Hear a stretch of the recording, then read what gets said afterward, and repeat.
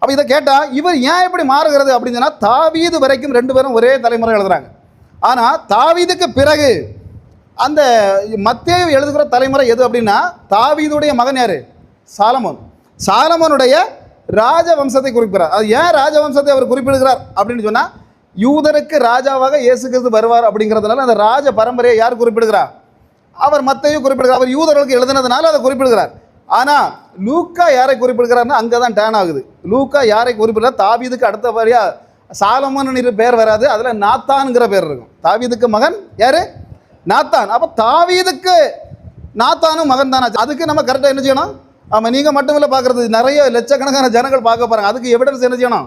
தரணும். 1 நாளாகமம் 3:5 வாசிக்க பார்க்கலாம். அப்போ சாலமோனுக்கு நேரம் மூத்த ஆள் யார்? நாத்தான். அல்லேலூயா. அப்போ இந்த நாத்தானுடைய பரம்பரையை யார் எழுதுகிறார்?